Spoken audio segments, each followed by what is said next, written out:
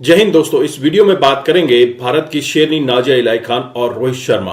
दोनों बात करेंगे भारत में हो रहे धर्म परिवर्तन को लेके और किस तरह से मॉलेस्टेशन और मदरसों में काम किया जाता है। ये सब आपको यहाँ पे देखने को मिलेगा। मदरसों में किस तरह की पढ़ाई की जाती है, भारत के अंदर क्या क्या चल रहा है, गजवाए हिंद में क्या क्या हो रहा है, 1947 से लेके अभी तक किस तरह से मुल्ला मौलवी कल्चर फल फूल रहा है, ये भी आपको यहाँ पे सुनने को मिलेगा। भारत की शेरनी नाजिया इलाही खान का यह इंटरव्यू काफी ब्लंट है और अगर आप चैनल पर नए हैं, चैनल को सब्सक्राइब जरूर करें। और मुझे लगता है कि इस पर उत्तर प्रदेश की सरकार को सख्त से सख्त कानून की प्रक्रिया करनी चाहिए थी। हालांकि 3 साल पहले ही ये बात सामने आ चुकी थी कि 300 मदरसों के साथ साथ दारुल उलूम भी अवैध और इलीगल साबित हो चुका था डॉक्यूमेंट्स के द्वारा। तो अब तक उस पर बुलडोजर क्यों नहीं चला है? अब तक उसको गिरा करके उसको खत्म क्यों नहीं किया गया है? सो आई थिंक कि इमीडिएट दारुल उलूम जैसे टेररिज्म ऑर्गेनाइजेशन को इमीडिएट बुलडोजर के माध्यम से उसको खत्म कर देना चाहिए, गिरा देना चाहिए। और जितने भी लोग जिहाद को प्रोवोकेशन दे रहे हैं और अश्लीलता को प्रोवोकेशन दे रहे हैं, दाढ़ी टोपी वाले, उनको जेल की सलाखों में यासीन मलिक का दोस्त बना करके भेज देना चाहिए। तो ये एक चेन चल रहा है, ये कन्वर्शन का एक चेन चल रहा है जिसको तोड़ना बहुत जरूरी है, जो इतना आसान नहीं है तोड़ना। अब ये कौन है? शेख शाहजहां जो है वो नुसरत रूही जहां जैन का इलेक्शन एजेंट था, ठीक है। अब नुसरत रूही जहां जैन जो बशीरहाट की सांसद है, उनका मंगेतर कौन था? कादिर खान, जो बलात्कार की सजा में आज भी जेल के अंदर है, जिसने क्रिश्चियन लड़की का बलात्कार किया था। अब ये नासिर कौन है? नुसरत रूही जहां जैन जो बशीरहाट की सांसद है, मेंबर ऑफ पार्लियामेंट है, उनका जिगरी दोस्त और नासिर खान का अपना बड़ा भाई। और संदेश खाली का शेख शाहजहां कौन है? नुसरत रूही जहां जैन का एकदम करीबी आदमी, तभी ना वो इलेक्शन एजेंट भी बना लोकसभा इलेक्शन में, तभी ना अपने लोगों को इलेक्शन एजेंट बनाया जाता है ना, तो वो भी बलात्कारी। तो आप सोचिए कि नुसरत से जुड़े हुए जितने भी लोग हैं वो कन्वर्शन और हिंदू बहनों का और बेटियों का जेनोसाइड ये पूरा टीम मिल करके कर रहा है, जिसमें नासिर खान है, नासिर खान की बीवी है, उसके बाद फिर नुसरत रूही जहां जैन है जो बशीरहाट की सांसद है, शेख शाहजहां है। ये सारे लोग मिल करके एक टीम बना करके हिंदू बेटियों का, हिंदू बहनों का जेनोसाइड कर रहे हैं। बोले हसन साहब, क्या इन्होंने, ये तो खुद एमपी है ना, इन्होंने तो कॉन्स्टिट्यूशन की ओथ ली है ना, उसके बाद ऐसी चीज बोल सकते हैं ये? देखिए, एमपी तो एक और थे, आजम खान साहब भी थे, मंत्री भी रह चुके थे समाजवादी पार्टी के। मेरे पास उनका एक चिट्ठा मिट्ठा भी है, जिन्होंने जिया पर्दा के अंडरवियर के बारे में कहा था, खाकी अंडरवियर। एमपी तो राहुल बाबा भी हैं, जो हर वक्त ऐश्वर्या राय को मलाइन करते रहते हैं, पर समाजवादी पार्टी से ही आई हुई जिया पर्दा जी, जिया बच्चन जी, जो हर चीजों पर अपना तेवर दिखा करके बात करती हैं और पूरे भारत के लोगों से घिन करती हैं। उनका ऑरा देखिएगा, उनको सबसे घिन आती है, सबसे वो बहुत घिन कराहियत करती हैं, सब गंदे हैं उनकी नजरों में। पर उन्होंने अपनी बहू रानी के इज्जत के बारे में कुछ भी नहीं बोला, स्मृति ईरानी जी को बोलना पड़ा। एक और नया टपका है, हसन, जिसने आज रिपील जो डिवोर्स और मैरिज को किया गया है और यूसीसी की पहली चिराग जलाई गई है आसाम में। और आसाम में जो चीफ मिनिस्टर हैं वो योगी जी 2.0 है, अश्वनी जी। तो मुझे ऐसा लगता है कि बहुत जबरदस्त काम किया गया है, क्योंकि मुस्लिम इस्लाम धर्म के अंदर निकाह मस्यार है, निकाह मुत्ता है, निकाह ज़वाज है, बहुत सारी चीजें हैं। और टेम्पररी सेक्सुअल एंजॉयमेंट का बहुत सारा तरीका है इस्लाम के अंदर, टेम्पररी। जैसे निकाह मुत्ता क्या है? निकाह मुत्ता is a short period of marriage for sexual desire things, जो निकाह मुत्ता का डेफिनेशन है। निकाह मस्यार क्या है? ट्रैवल के दौरान, सफर के दौरान अगर आपको सेक्सुअल डिजायर्स आ गए हैं तो आप निकाह कर लीजिए, सफर खत्म, निकाह खत्म। अच्छा, निकाह का मायने ही क्या है? निकाह का मायने ही है contract marriage, sexual relationship between two couples, ये निकाह का मायने ही है। अरबिक में निकाह और नॉर्मल लैंग्वेज में उसको उसकी मीनिंग जो होती है वो कॉन्ट्रैक्ट मैरिज होती है, जो दो कपल के बीच में सेक्सुअल रिलेशनशिप बन सके, बस यही है। तो मुझे लगता है कि जिस हिसाब से आसाम के मुख्यमंत्री जी ने इसको रिपील किया है, बहुत पहले हो जाना चाहिए था, क्योंकि उन्होंने रेफरेंस दिया है, मेरे पास वो पूरा डिटेल्स भी है, उन्होंने रेफरेंस दिया है divorce and marriage act, Muslim marriage act 1935 का, और उसकी ओरिजिनल पूरी किताब भी मेरे पास है।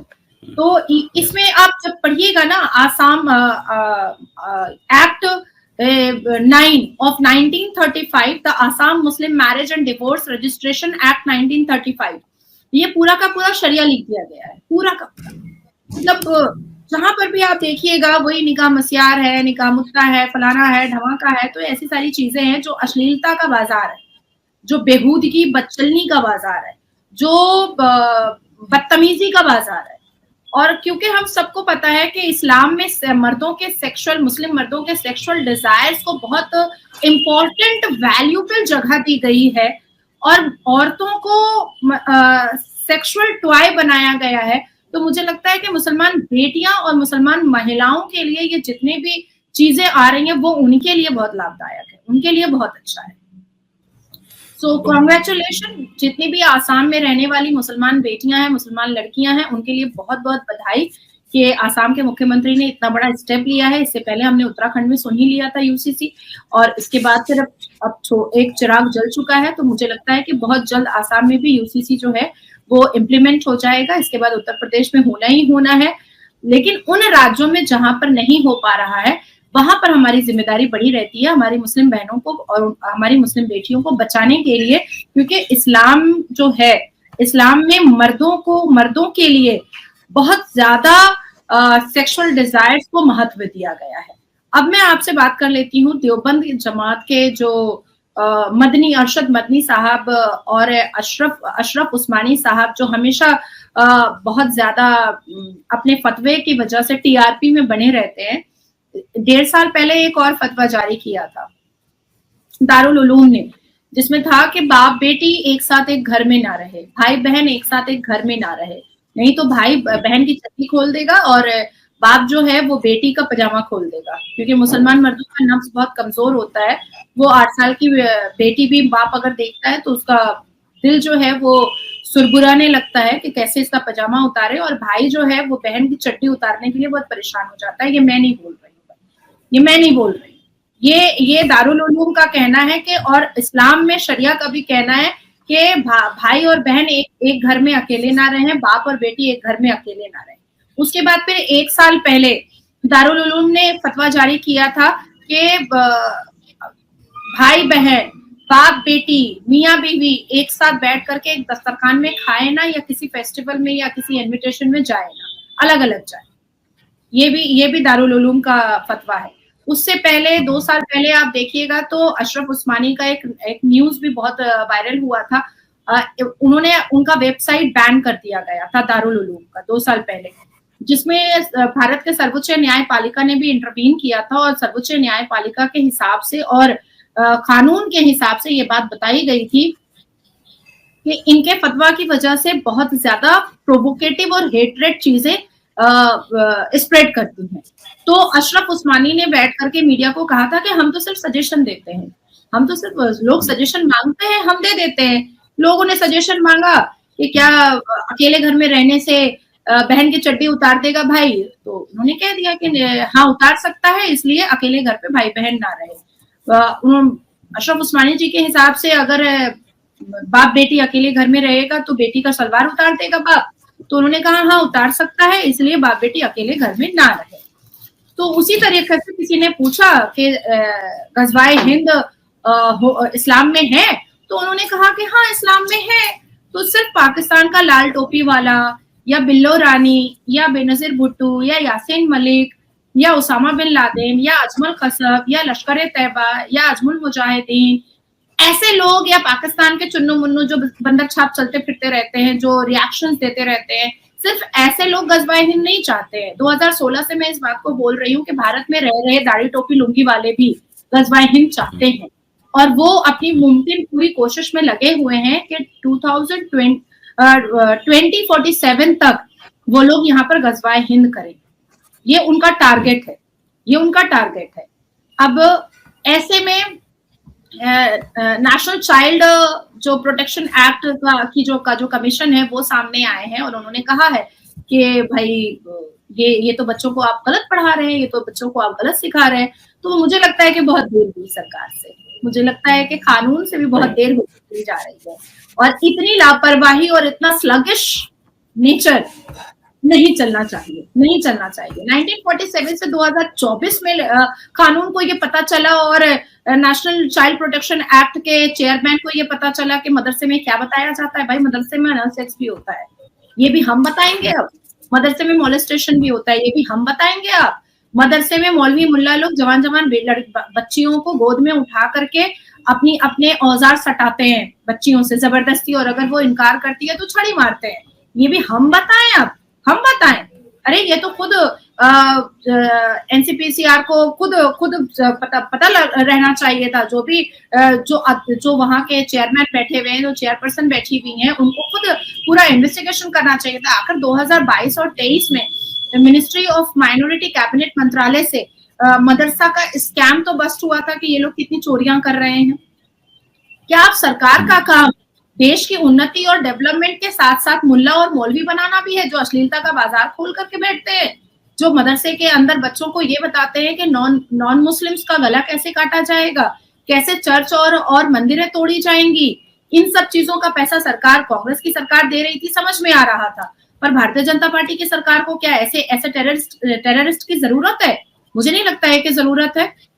और मुझे लगता है कि इस पर उत्तर प्रदेश की सरकार को सख्त से सख्त कानून की प्रक्रिया करनी चाहिए थी। हालांकि 3 साल पहले ही ये बात सामने आ चुकी थी कि 300 मदरसों के साथ साथ दारुल उलूम भी अवैध और इलीगल साबित हो चुका था डॉक्यूमेंट्स के द्वारा। तो अब तक उस पर बुलडोजर क्यों नहीं चला है? अब तक उसको गिरा करके उसको खत्म क्यों नहीं किया गया है? सो आई थिंक कि इमीडिएट दारुल उलूम जैसे टेररिज्म ऑर्गेनाइजेशन को इमीडिएट बुलडोजर के माध्यम से उसको खत्म कर देना चाहिए, गिरा देना चाहिए। और जितने भी लोग जिहाद को प्रोवोकेशन दे रहे हैं और अश्लीलता को प्रोवोकेशन दे रहे हैं दाढ़ी टोपी वाले, उनको जेल की सलाखों में यासीन मलिक का दोस्त बना करके भेज देना चाहिए। तो दोस्तों, आपने ये वीडियो देखी और आपको आइडिया लग गया होगा कि भारत में भी किस तरह से कुछ मुल्ला मौलवी, कुछ ऐसे लोग हैं जो कि गजवाए हिंद पाकिस्तान के इस मसौदे को सपोर्ट करते हैं। हालांकि पाकिस्तान हमेशा ही भारत में डिस्टर्बेंस फैलाने की कोशिश करता रहा है और भारत के जो सीधे साधे मुसलमान हैं उनको फंसाने की बात करता रहा है। तो लगातार भारत के जो लोग हैं वो भी पाकिस्तान के बहकावे में आ जाते हैं। कई बार आपने देखा होगा पाकिस्तान जिंदाबाद के भी नारे लगते हैं, लेकिन कई ऐसे लोग हैं जो कि भारत के प्रति लॉयल भी हैं। जैसे आप नाजिया इलाही खान को सुन रहे हैं, और नाजिया इलाही खान एक ऐसी वक्ता हैं, एक ऐसी शेरनी है, भारत की एक ऐसी बेटी हैं जो कि भारत में हो रही, अपने समाज में हो रही बुराइयों के खिलाफ लड़ने की आवाज उठाती हैं।